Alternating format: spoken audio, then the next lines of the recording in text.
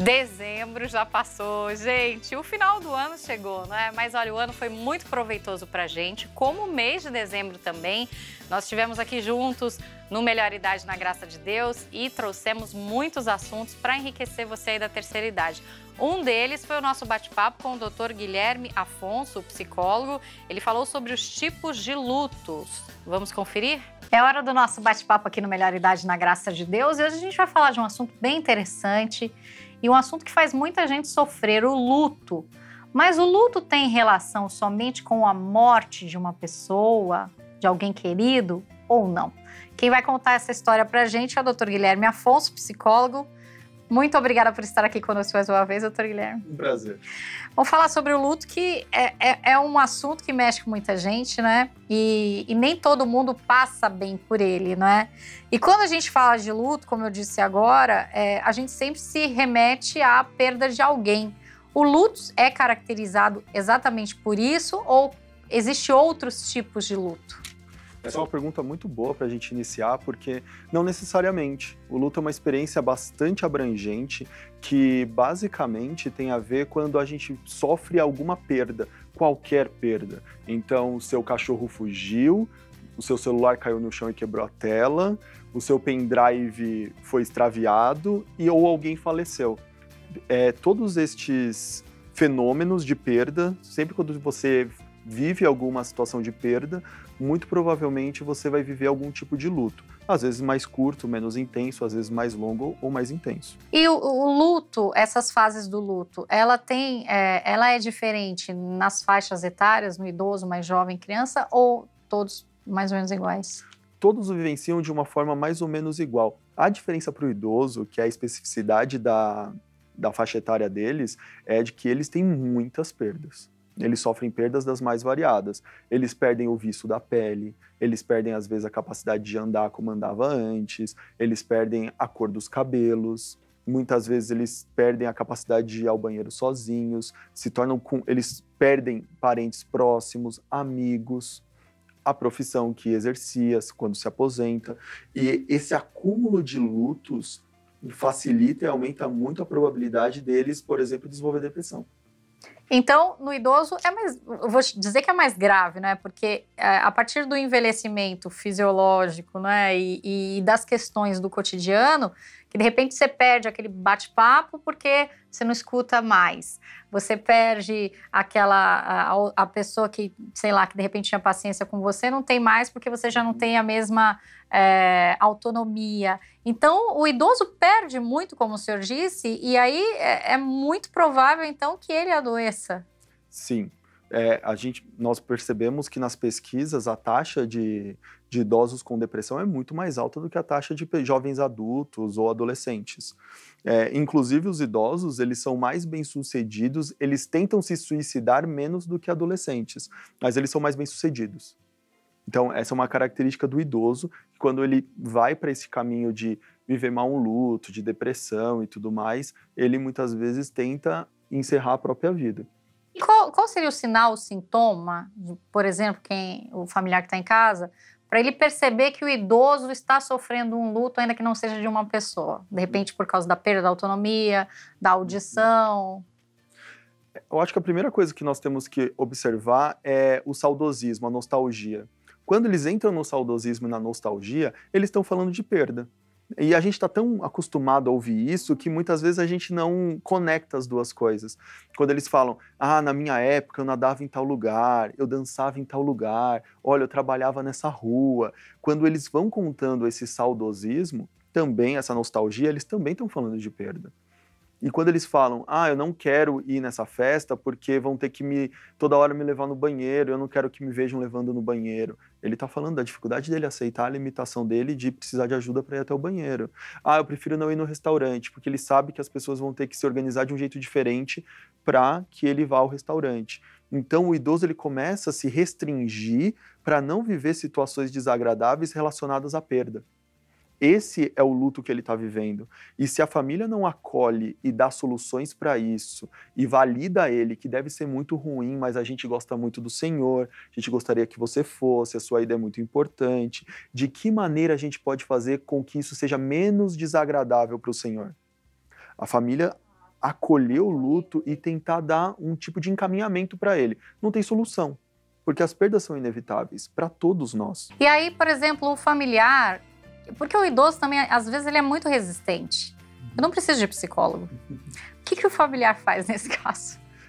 Essa é uma ótima pergunta, porque é interessante que na nossa sociedade não é somente o idoso. Antes fosse, porque era muito compreensível, mas jovens têm a ideia de que psicólogo é desnecessário, ou o psicólogo será um atestado de que eu estou muito doente, um atestado de que eu estou com muitos problemas, o que as pessoas vão pensar. Assim como, por exemplo, ir a um psiquiatra e tomar remédio psiquiátrico. E isso faz com que a abordagem com o idoso, eu aconselharia que a abordagem com o idoso fosse bastante cautelosa e vocês deixassem o idoso experimentar.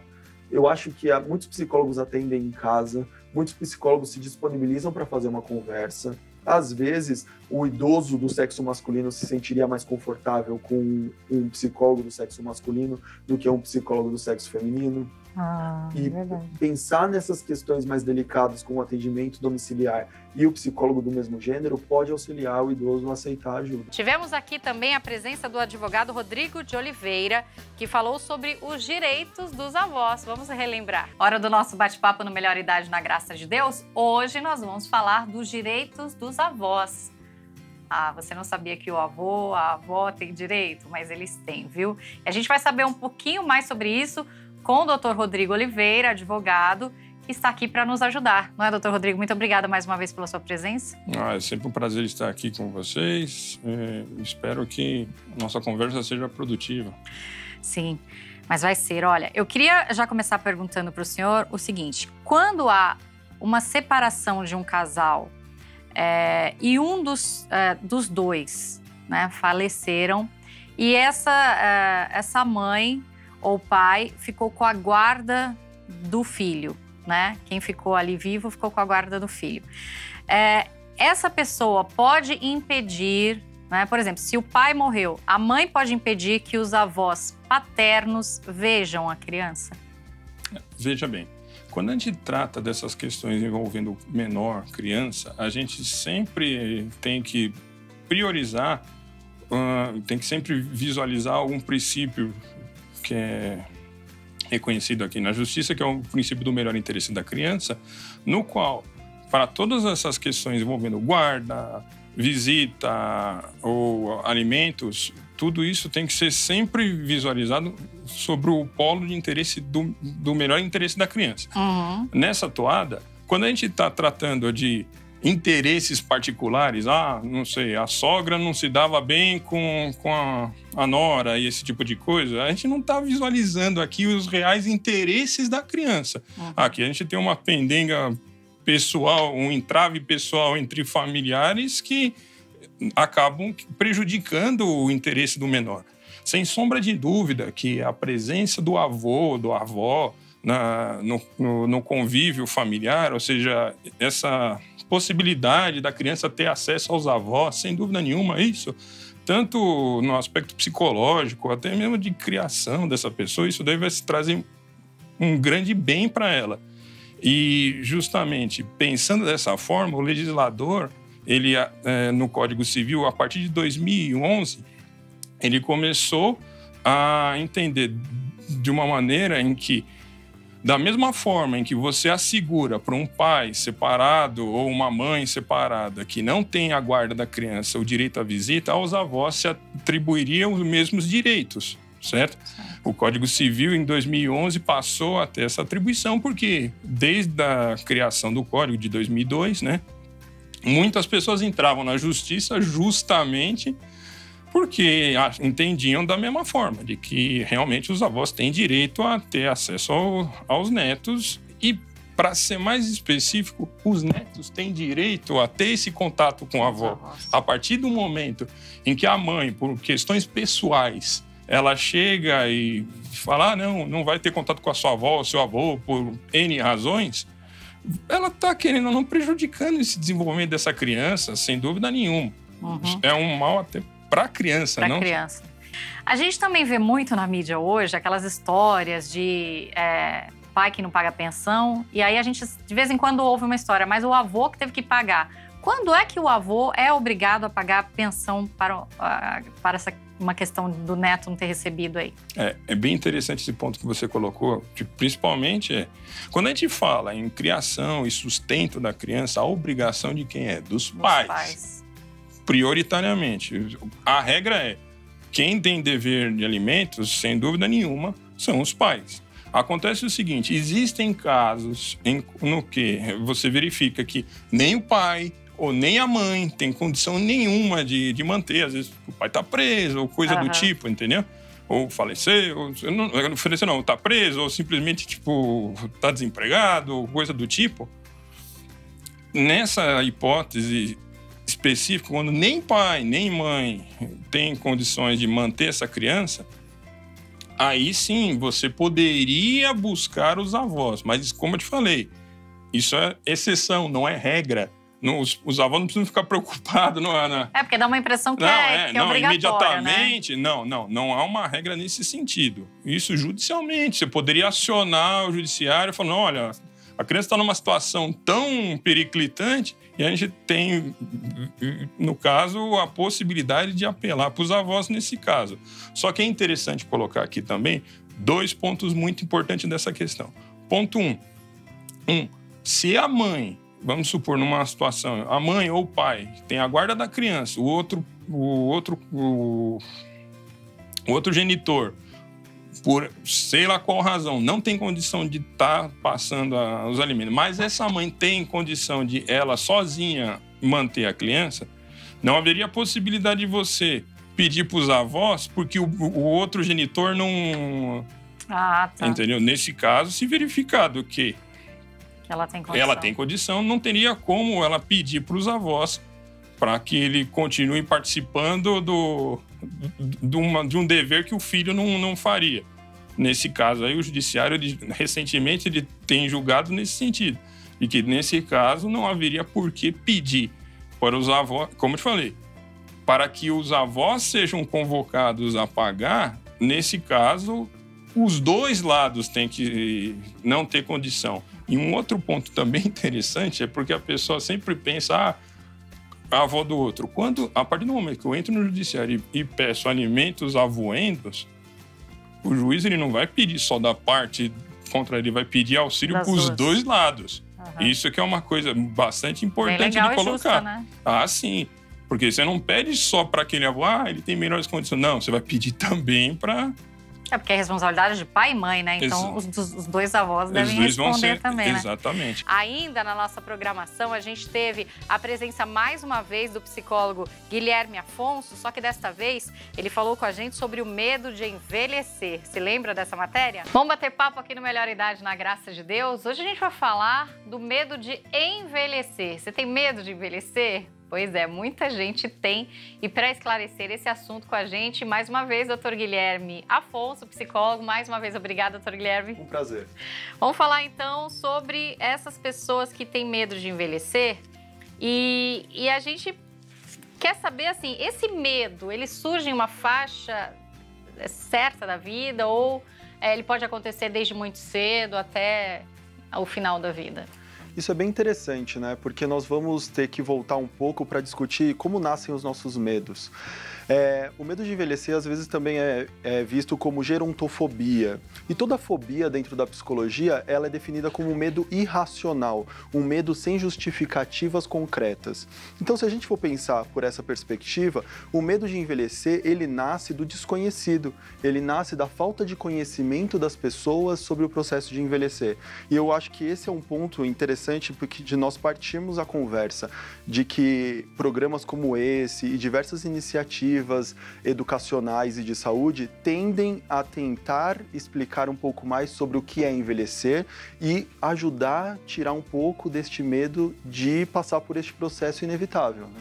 Hoje em dia a gente fala muito, não só no Brasil como no mundo, sobre a expectativa de termos mais idosos no país e no mundo do que mais jovens, né? Essa situação deixa a pessoa um pouco mais ansiosa com essa questão? Pode deixar a pessoa um pouco mais ansiosa com essa questão de envelhecer? Essa inversão da pirâmide etária, né, ela é um fenômeno que vai acontecer no mundo inteiro, já aconteceram nos países como França, Inglaterra, e está acontecendo no Brasil numa velocidade mais rápida do que nesses países europeus. E nós vamos, infelizmente, ser pegos de surpresa com isso, pois nós não investimos muito nos últimos anos nos mecanismos para poder amparar essas pessoas. Então, nós estamos aumentando nossa expectativa de vida, entretanto, nós não temos as mesmas condições de viver estes anos a mais com qualidade. Então, a gente está vivendo mais, só que sem tanta qualidade. Então, nós necessitamos de mais cuidados de saúde e de cuidadores. Entretanto, quanto a proporção de pessoas jovens ficar muito pequena e a de idosos ficar muito grande, quem vai cuidar de nós? Porque praticamente só virão idosos, né? E aí, como ficaremos? Portugal enfrentou essa questão de um jeito muito interessante. Eles começaram a fazer a promoção de saúde, enviar programa de saúde da família, médicos em casa, educadores físicos nos bairros para pegar os idosos e fazer atividades com eles, centros comunitários, e isso ajudou bastante aos idosos, mesmo com a idade bastante avançada, serem independentes. Então, a gente deveria, praticamente no Brasil, pensar numa política que já nos ensinasse a nos tornar independentes para nos prepararmos aí para a velhice, então. Seria mais prático, né? Todo tipo de preconceito nasce do desconhecido.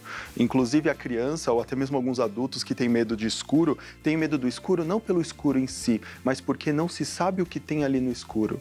E é como se o envelhecimento fosse um grande campo escuro da experiência humana. A gente tem medo daquilo porque a gente desconhece aquilo. E a publicidade tende a ajudar bastante nisso. Então, alguns anos atrás, eu lembro que vendiam cremes anti-idade 40 a mais. Para você que já passou dos 40 anos de idade e quer impedir o avanço dos sinais e tudo mais.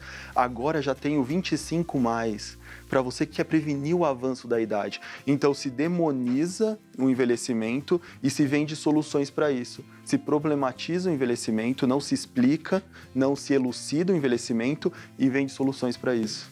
E é muito interessante, até falando desse assunto, que as mulheres, né, parece que são cobradas o tempo todo nas questões de não envelhecer. É uma disputa, né? A gente vê as mulheres disputando em todos os âmbitos, não é?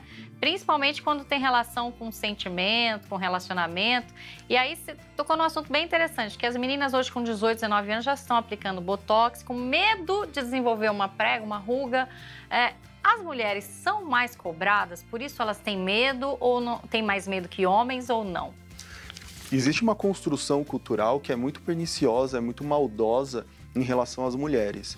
Existem cobranças estéticas irrealistas, existem cobranças sobre desempenho profissional, pessoal, sobre dupla jornada, que são extremamente irrealistas, e as mulheres, mesmo aquelas mais conscientes dessas cobranças, tendem a embarcar hora ou outra nessas questões, se desgastando, adoecendo e muitas vezes sofrendo por grupos, empresas, família ou até mesmo maridos que as tratam e as avaliam por essa perspectiva. Tem que ser jovem, bonita, pele lisinha, sem cabelos brancos. Entretanto, hoje existem nichos, existem guetos de movimentos femininos que assumem os cabelos brancos, assumem o envelhecimento de uma forma muito bonita. E acredito eu que isso com o passar do tempo vai se transformar num novo atrativo, num novo aspecto de engrandecimento e de deslumbre mesmo das mulheres. E tivemos também o bate-papo com a coach Lila Cool, que ensinou a gente como se organizar para 2019, para o próximo ano que está chegando, né? Vamos relembrar, gente? É hora do nosso bate-papo aqui no Melhor Idade na Graça de Deus, e hoje nós vamos falar de um assunto bem especial, porque afinal de contas, final do ano está chegando, todo mundo faz planos, né? A gente faz os projetos de vida, e aí chega no final do ano, o que foi que eu consegui realizar? Tem gente que diz nem metade, viu, Fátima? Por isso, hoje, a gente vai falar como organizar ideias e fazê-las sair do papel com a nossa querida convidada Lila Cool, que bate papo com a gente hoje. Oi, Lila, muito obrigada por estar aqui. Fátima, que prazer estar aqui com vocês novamente. Muito gostoso. Muito obrigada. E a gente vai falar de um assunto que é muito corriqueiro, né? As pessoas...